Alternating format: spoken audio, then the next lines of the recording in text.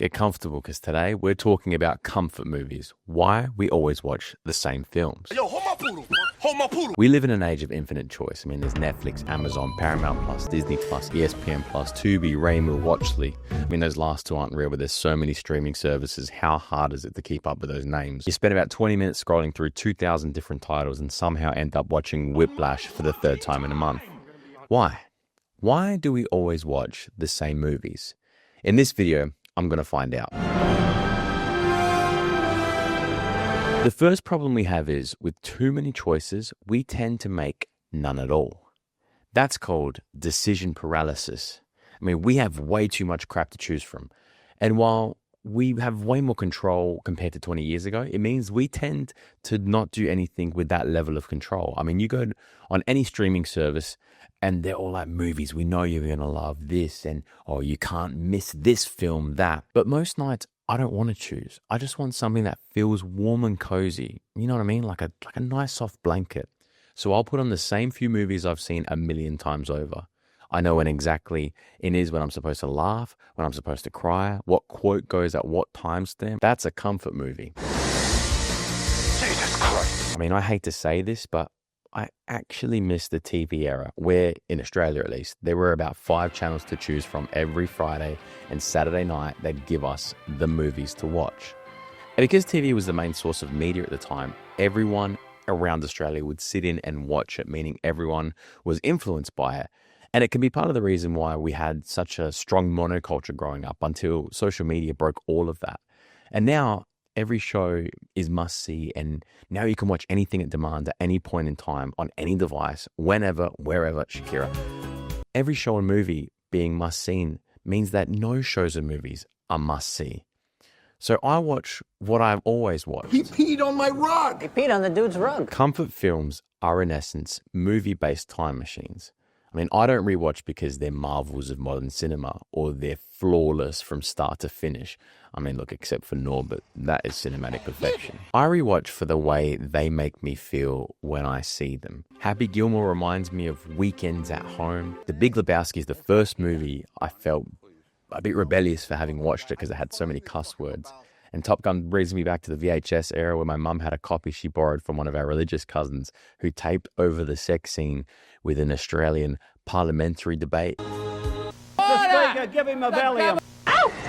Rewatching old movies reminds us of times past in our lives. I mean, the point is, we tie movies to memory and to our past selves. And maybe it was something we're going through that might have been special or difficult or even in some cases depressing. But in the whole, it ties to our identity. I don't know about you, but I'm a creature of habit. If I like something, I'll interact with it over and over until it's worn out. I mean, ask my wife. If there's a film I enjoy in the cinemas, I'll have to rewatch it. If I discover a new song I really like, I'll listen to it back to back to back to back until I know all the lyrics. It sounds counterintuitive, but a lack of surprise in a movie I've already seen is comforting to me.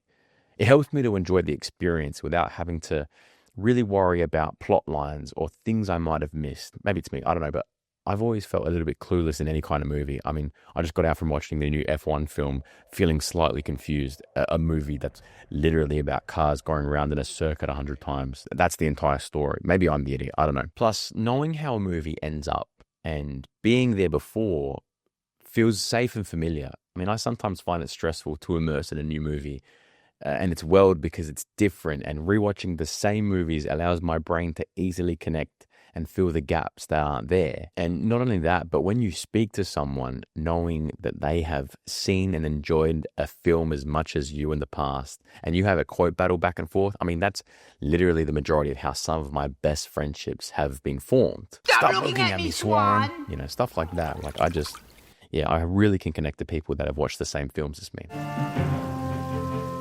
Let me walk you through some of my favorite films of all time. And if they're anything like yours, we can probably be friends. First, Norbit. Norbit. A movie that got so poorly received it cost Eddie Murphy an Oscar. But despite that, it's so much more than what it looks like on paper. This brings me to the time when my nonna and nonna would come back from their holiday in Thailand with 200 fresh DVDs, and all of them were either in another language or were filmed off a camcorder in a cinema. And Norbit was the only DVD they brought back that was perfectly clear, so we watched the hell out of it.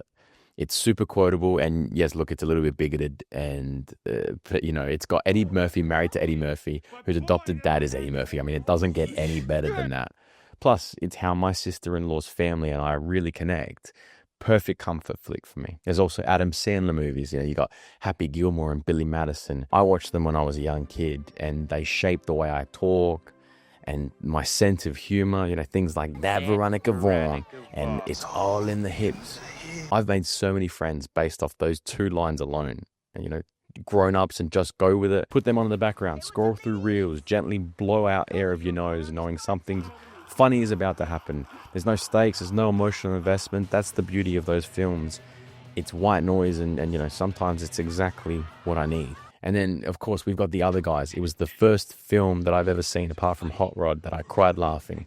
I still watch it now and find lines that I missed before, and it's 15 years old at this point. There's constant jokes and laughs throughout, and the whole Yankee clip a bit. Oh, yes. And the whole Mark Wahlberg taking up ballet class when he was a kid to bully ballet kids. Oh, wow, incredible. And then there's Top Gun. I mean, if you know anything about me, this is my entire personality. I watch it at least 3 times a year. F-14s, the soundtrack, Val Kilmer. Sometimes I'll put on Danger Zone in the car and I'll chase down landing planes. And look, I act like I'm doing it ironically with my wife when I'm driving, but I actually do it unironically. I know it's cheesy, but that's the whole appeal. It immediately always gives me a boost in my mood. There's Ferris Bueller's Day Off. It helped me connect with my wife. The bit about European socialism that we connect on for some reason. It's pure high school escapism. It's got an amazing soundtrack. It's literally the sole reason I've always wanted to go and see Chicago. And every time I go to an art gallery, I'll always think of the Please, Please, Please, Let Me Get What I Want song.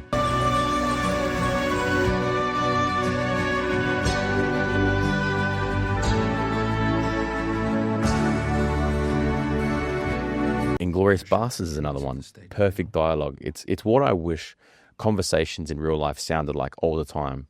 Tarantino builds tension like no one else in the world. And Christoph Waltz, I mean, come on, he's the GOAT. And then what else? We got Shawshank Redemption. It's the perfect film. Hope, friendship, freedom. If I finish it, I feel inspired. If I have to stop watching it halfway through, I'm depressed. That's how good it is. And then there's School of Rock. I mean, as a kid, that was the dream. Having a cool teacher, loud music in the class. It reminds me of having to go to my cousin's house where this is the only way our parents could shut us up for 2 hours. So we watched it on loop. White Chicks as well. Infinitely quotable, infinitely dumb. I love it so much. It's a friendship maker. Anyone who also loves this film is your friend.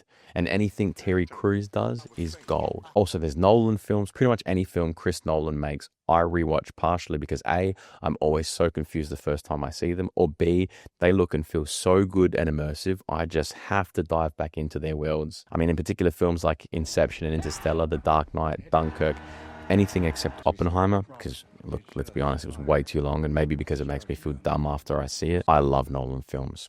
Then there's the Rocky films. That's all my motivation right there. Every single training montage, the incredible score, love. And look, plus as an Italian, this is our movie. I owe a lot of my drive and motivation to the Rocky films. And then came the Creed films, especially Creeds 1 and 3. I mean, they got me through some pretty dark times in my life. Genuinely, Creed 1 came out the same time my nonno got diagnosed with cancer. And strangely was the exact same type that Rocky got in the film. We made a date to go watch it in the cinemas, but sadly he passed away before we had the chance to see it together. So for me, watching Creed is a bit therapeutic because sometimes I like to vicariously imagine like my nonno's Rocky and he comes out the other side of it. Sorry for the overshare, but yeah, it's really special to me. And Creed 3 came out the same time my wife and I had a pretty traumatic home invasion in our apartment. I got assaulted pretty bad, and look, don't worry, I'm fine, she's fine. I got a nasty concussion and some scars on my head where my hair is, luckily. But in my recovery, I went to go see Creed 3 quite a bit, and it helped me feel a little less helpless than I felt at that time recovering. So yeah, those movies mean a whole lot to me. Plus I went and saw Top Gun Maverick 8 times in the cinemas, and at this point I should have the movie tickets soldered onto my hand. I don't think we give enough credit to what movies do to us as people. I mean, if you think about it, they influence our values, they mold our sense of humor. Things like our beliefs about the justice system, about friendship, about love, what a hero really looks like. They offer so much in such little time. We quote them, we imitate them. And look, it's not uncommon for me to blurt out a movie quote out of nowhere if I've been thinking about it for a while. And at this point, my wife thinks I need psychiatry. Sometimes we judge other people based on whether they like the same films we do. And look, if they've seen Mean Girls 100 times, then yes, they get stereotyped. For better or for worse, movies shape who we are. Plus, they can break down barriers to people we never thought we could. I mean, I had an intimidating boss at work for 3 years until one day I spontaneously quoted, "I am serious and don't call me Shirley" out of the Airplane film. And suddenly, him and I became best mates. Comfort movies let you share a piece of your past with someone else. I mean, even if we don't agree on things like politics, religion, or, pineapples on pizzas or whatever, if we both love School of Rock, we've got peace. I love comfort movies, and I always will. They're a reminder of the people that I've been before, the people I've loved, the places I've visited, and the parts of my life I'm still holding on to. I mean, they remind me of times to laugh when things are getting serious, to keep pushing when I want to give up, because it ain't about how hard you hit. Movies have molded me into who I am, and if you look closely at the ones that you keep watching, I reckon they've probably molded you too. And if your comfort film is something like Insidious or Paranormal Activity, then you need a psychological evaluation. Thanks for watching. Please sub to the channel. I'm trying to get 1 million by next week. Ciao, malaka.